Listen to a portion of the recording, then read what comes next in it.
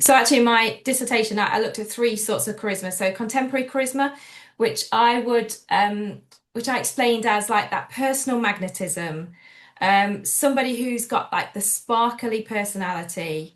Like I've even found myself thinking it or doing it when you're like, oh, that politician or somebody, they've just got no charisma.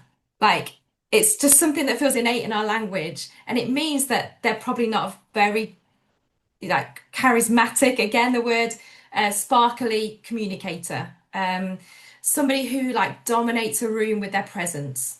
Apparently, like JFK, he was like one of the first to really kind of be thought of as somebody with charisma, in terms of the modern age. So that's the sort of thing that I would kind of explain, way I'd explain contemporary charisma. The second sort of charisma is by Max Weber, which you name dropped. Very impressed. Charismatic authority. Max Weber was a sociologist in around the start of the 20th century. I'm getting my centuries wrong.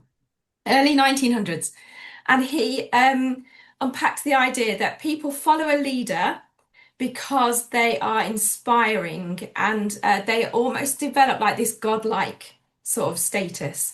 And really, it's the people who attribute charisma to the leader.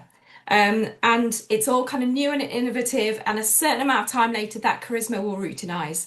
And then the people will seek like another inspirational person to lead them. So, for example, there's the argument that whether Hitler was he like a leader with Weberian charisma. And then we've got, kind of taking it further back, we've got, in my dissertation, I called it Pauline charisma. I think there's maybe some problems with that. So I think I've reverted, kind of changed that to like a New Testament charisma.